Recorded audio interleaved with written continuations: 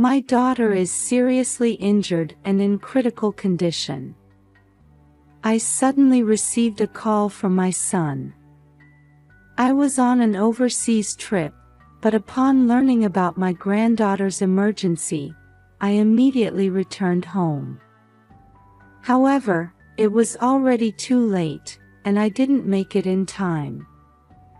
My 5-year-old granddaughter had passed away and was placed in a small urn. A year later, when I went to visit the grave, I saw a little girl praying there.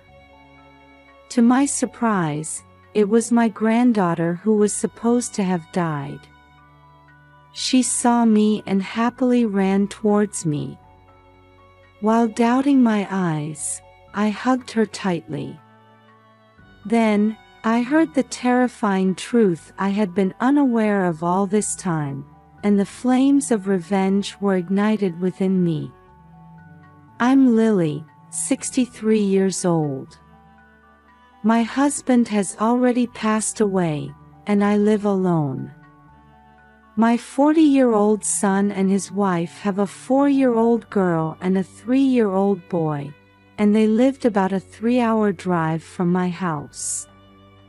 My son Tyler and his wife Isabella would visit my house with their children a few times a year. These were precious and joyful times for me, but there was something that concerned me a little. It was about my granddaughter, Sophia. Somehow, I couldn't shake the feeling that she was being treated differently from her brother, Jacob. I first noticed this one day when my son and his wife were staying overnight. Tyler and Isabella took only Jacob shopping, saying they were going to buy him toys. After they left, Sophia looked at me with her adorable eyes and said, "Grandma, I'm hungry."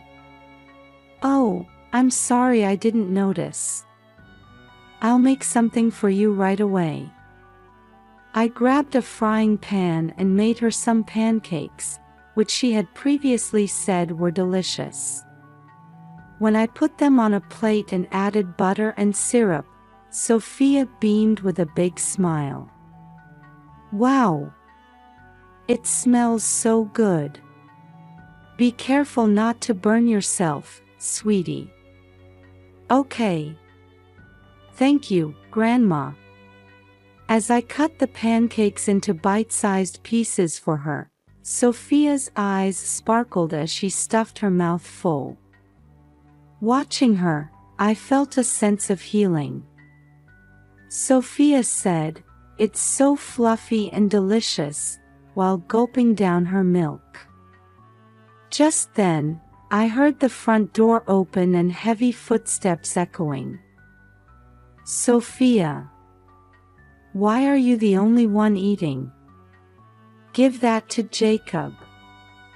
I'm about to make some for him too, don't say things like that." As I was about to go to the kitchen, Tyler abruptly took the pancakes away from Sophia and fed them to Jacob. Seeing this, Sophia's face fell, and she hung her head dejectedly. Feeling sorry for Sophia, I once again said, "I'll make new ones for Jacob," but Tyler refused, saying, "There's no need for that. There's no need to take food away from her when she's still eating. Sophia doesn't eat much. Right? You're full, aren't you?" Sophia had just started eating the pancakes, so there was no way she could be full. I told Tyler this, but he didn't seem to be listening to me at all. "Mother-in-law, please don't worry about it. We're having trouble with Sophia always wanting food even though she hardly eats anything. It's just a waste to give her food." At that moment, I felt something odd about the cold look Isabella gave Sophia, despite her being her own daughter. Seeing Sophia's sad face, I thought she might be unable to speak up, so I argued with them that, that can't be true, but they wouldn't listen to me. Just then, I felt a tug on the hem of my apron. When I looked down, Sophia was signaling to me with her small hand, looking at me with an expression that seemed to want to say something. "I'm going to get some drinks. Sophia, would you like to help me?" She nodded, and when we went to the kitchen together, Sophia whispered, "It's okay, it always happens. I'm the big sister, so I give it to Jacob." With an unsettled feeling, I was arranging drinks on the table while Sophia was eagerly helping me. "Sophia, stop lying about being hungry when you're not. Now that you have a little brother, you need to act more like a big sister." As Sophia apologized with a dejected, "I'm sorry," after being scolded by her parents, my heart ached. And when I looked closely, I saw Sophia quietly rubbing her stomach. She must have still been hungry. Thinking that Sophia wouldn't tell me the truth if I asked her about the situation right there, I gently took her hand when we were alone. "If there's anything, you can tell me. I won't tell your mom and dad. I feel lonely because they only dote on Jacob." Sophia let slip her true feelings. I squeezed her hand tightly and said softly, "You can rely on me." Sophia smiled happily and hugged me. "Such a small child is hurting like this. I have to do something about it." As I observed, I noticed that my son and his wife hardly spoke to Sophia, and she was playing by herself. In contrast, they doted excessively on Jacob. Thinking this couldn't continue, I sat down with them after the children had gone to sleep and had a serious talk. However, they remained adamant, saying, "That's just Sophia's imagination. We're raising them without favoritism. In the first place, it's only natural that things changed dramatically for her when her brother was born, after being treated like a princess until then. That's right. Sophia is the older sister, so she needs to be a little more patient." While there was some logic to what they were saying, the fact remained that a small child was being hurt. "I won't forgive you if you continue to make Sophia suffer like this. Even though we live apart, I'll be keeping a close eye on you." I drove this point home to them, but they brushed me off, saying, "Don't worry about it. Enjoy your trip. Don't forget to bring us souvenirs."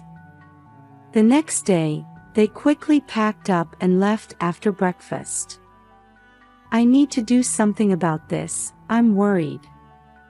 While considering what I could do, I went on a planned overseas trip with my friends. When I mentioned the situation to a friend who was traveling with me, I got an idea that I planned to implement when I returned home. On the third day of the trip, while we were having a meal, I suddenly received a call from Tyler. "Sophia has been seriously injured." "What? What's her condition? Tell me what you know." Apparently, Sophia had fallen from a jungle gym, hit her head hard, and was covered in blood. She was unconscious and had been taken to the emergency room, where they said her life was in danger. I couldn't sit still and told my friends about the situation, then booked a return flight ticket. It wasn't possible to leave that day, so I took a flight the next day. During that time, I tried to contact Tyler but couldn't get through, so I spent the time anxiously waiting. When I called my son to go directly to the hospital where Sophia had been taken from the airport, he spoke in a strained voice. "I'm sorry I couldn't answer your calls all this time. Sophia didn't make it. She passed away shortly after I called you. Her injuries were so severe that we've already held the funeral and cremated her." As I was at a loss for words, my son sent me a photo of a small urn. "Sophia, how did this happen?" After crying silently in the airport lobby for a while, I told Tyler I was coming to his house, but he hesitated, saying, "That's a bit." It was so sudden, and Isabella is still in shock, so could you please leave us alone for now? I understood that Isabella must be extremely shocked after losing her precious daughter. Understanding those feelings, I reluctantly trudged home with a heavy heart. I placed a photo of Sophia in the living room. As the feeling that I would never see her again overwhelmed me, I couldn't stop my tears. At that time, I noticed that something I had ordered had arrived in the mailbox, but thinking there was no use for it now, I carelessly put it in the bag I always use. Some time later, when I called my son, I was told that they had interred Sophia's remains in the same grave where my husband rests. What? Why didn't you tell me? Isabella said she absolutely didn't want to see you. Remember when we last met, you suspected her of favoring only Jacob? Since then, he said, she had been unable to recover from her wounded heart. I've done something terrible to her. Can't you help me make amends? I want to apologize properly. No, just leave us alone now. I don't like you prying into our affairs either. In the end, I wasn't allowed to go to my son's house, and they even asked me not to visit the grave because it would be painful to run into you there by chance. Then, Tyler and Isabella said they couldn't bear to live in the place where they lost Sophia and moved to a different area, and we eventually became estranged. And so, I spent my days crushed by sadness and regretting my words. A year later, on the anniversary of Sophia's death, I decided to visit the grave. Surely I wouldn't run into Tyler or Isabella if I went in the evening. As I headed to the grave with white flowers, I saw a small child crouching and praying in front of our family grave. Wondering who it could be, I called out, "Hello." When the child turned around, I froze in surprise. It was Sophia, who was supposed to have died. She saw me and happily ran towards me with a smile. While doubting my eyes, I instinctively hugged her tightly, feeling her warm skin as my mind went into confusion. "Grandma, were you alive?" "Yes, of course." As I listened to Sophia say these strange things, a terrible truth came to light. When I checked the gravestone, Sophia's name wasn't engraved on it. What a cruel thing to do. I'll never forgive them. They'd better be prepared. Anger and a desire for revenge began to boil inside me. I remembered something I had been carrying around and set up a certain device, then parted ways with Sophia there. I will protect Sophia's smile no matter what. 30 minutes later, I visited my son's house, where he said they had moved. I was certain they were inside, but even though I rang the doorbell, there was no answer. They were probably pretending not to be home. Unable to wait even a second longer, I flung open the front door with all my might. Tyler and Isabella inside jumped in surprise when they saw me. Don't pretend you're not here. How did you open the front door? It wasn't locked in the first place. Sophia. Grandma's here, you can come out now. Huh? What are you talking about? I told you she's gone. As I called out Sophia's name loud enough to echo through the house, she came running with her cute little footsteps. I quickly moved to avoid being stopped by my son and held Sophia tightly in my arms.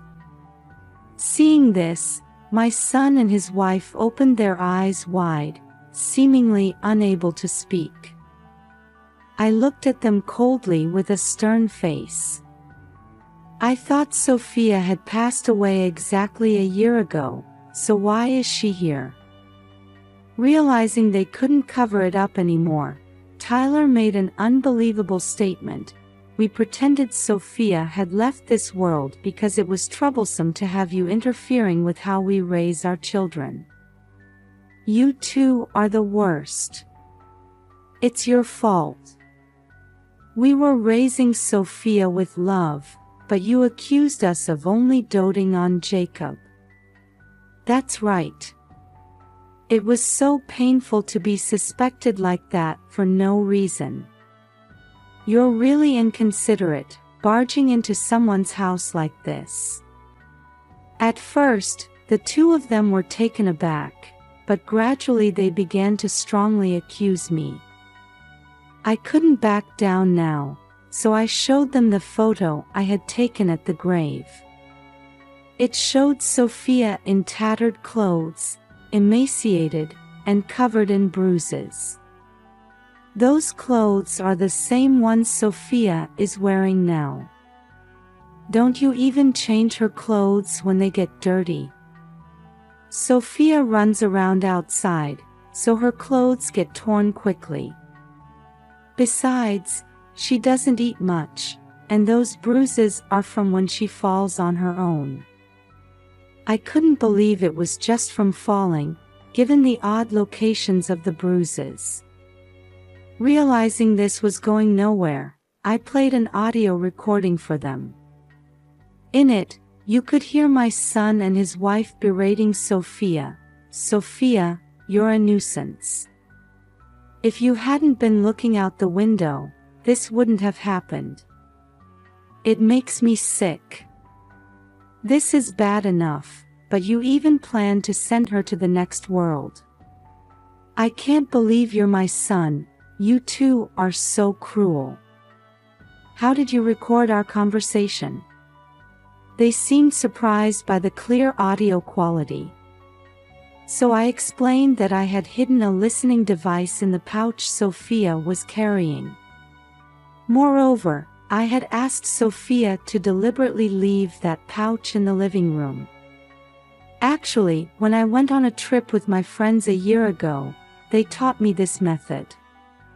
So, I had ordered the device online so I could implement it as soon as I returned home. However, when I heard the news that Sophia had died, I left it unused in my bag. I had completely forgotten about it, but by chance, when I came to visit the grave, Sophia and her family had come to a nearby park. At first, they were going to leave Sophia at home alone and go on a picnic with just the three of them.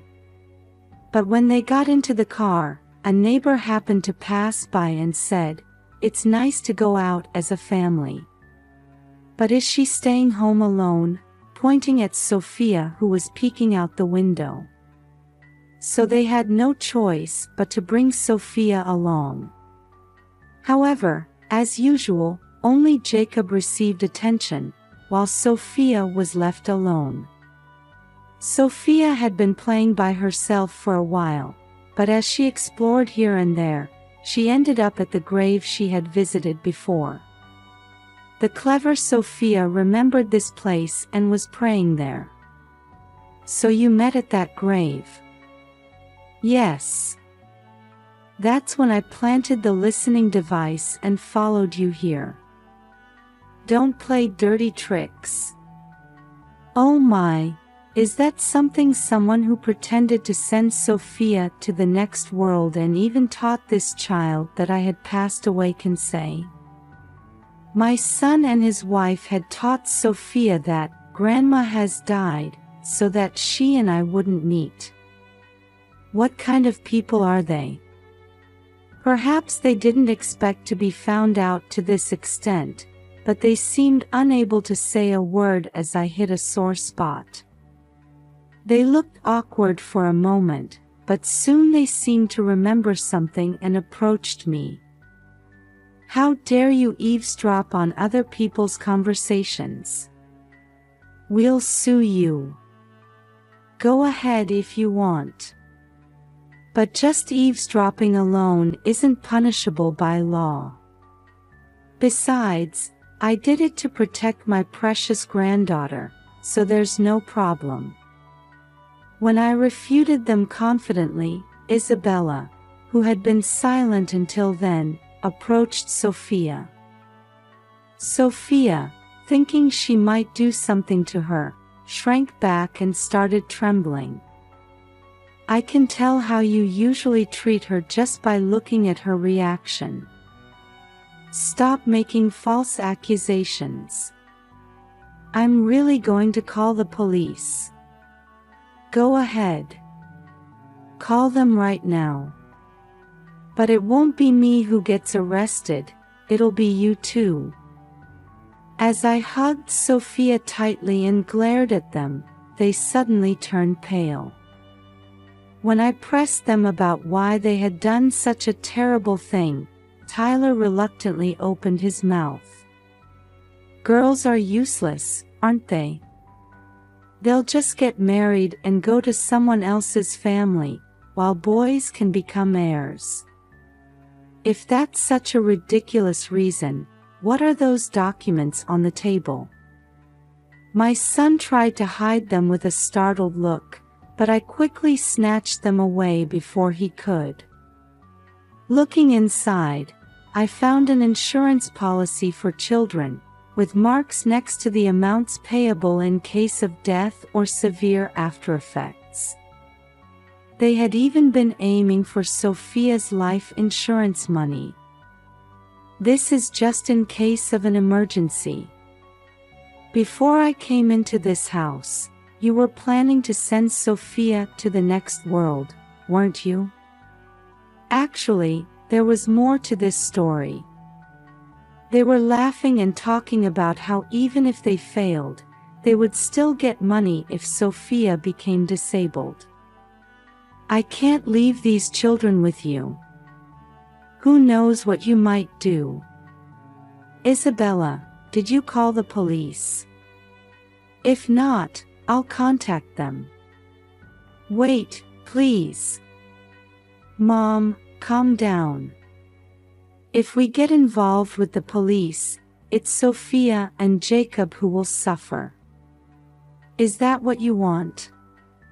Thinking they didn't understand at all, I held hands with my grandchildren and turned to face them. Then I suggested, let's ask them, and my son and his wife agreed, saying, that's a good idea. I don't want a papa and mama who won't even feed me. I want to be with Grandma. Hearing these words, Tyler and Isabella simultaneously snorted, saying, see, Sophia isn't cute. Next, I got down to Jacob's eye level and said, tell me what you're thinking, anything is fine. Jacob said, I don't like Papa and Mama either. Because they're mean to Sophia. Tyler and Isabella looked dumbfounded. It was revealed that they had also occasionally given Jacob harsh punishments under the guise of discipline. How could they have treated such young children in a way that made them say they were unwanted? Actually, when I reunited with Sophia at the grave, I had already heard about this. Jacob was a kind child, and whenever Sophia was scolded by their parents and denied meals, he would secretly bring her bread to eat. Despite being so young, the siblings had a strong bond, which reassured me. It's settled then. Sophia, Jacob, from now on, let's live together. The children's expressions immediately brightened, and they nodded vigorously. Wait a minute. What's going to happen to us? First, I suppose it'll be a holding cell. After that, perhaps a life surrounded by high walls. Anyway, make sure you reflect deeply on what you've done. As I took the hands of my dear grandchildren and headed towards the front door, Tyler and Isabella bowed their heads repeatedly, begging for forgiveness. They would probably just repeat the same behavior again. I stopped for a moment and looked Tyler and Isabella straight in the eyes. I'll have others judge what you've done. Be prepared. They clung to me, crying, but there was no way I would believe their excuses. Furthermore, thinking it was impossible to convince me, they kept telling Sophia and Jacob, "Please forgive Papa and Mama." When Sophia and Jacob said, "We hate Papa and Mama. Don't touch us," Tyler and Isabella became dazed on the spot. After that, I filed a police report and submitted the photographic and audio evidence. My son and his wife were asked to come in for voluntary questioning, and it was determined that they had been causing daily suffering to their children. They ended up spending some time in prison. I decided to officially adopt Sophia and Jacob as my own children. Actually, it was Sophia who had quietly unlocked the front door of their house that day. When I asked her to do so at the grave, the clever Sophia carried out the request perfectly. That's why I was able to rescue them from those evil hands, and I truly feel that now. Since then, Sophia has had a hearty appetite, returned to a healthy weight, and plays energetically every day. Jacob spends each day smiling and having fun with Sophia. I told the two of them, "If you ever want to see Papa and Mama, just let me know," but they don't seem to have any desire to do so at all. I wonder how Tyler and Isabella raised them. I vowed to keep working hard so that my grandchildren can always wear smiles on their faces.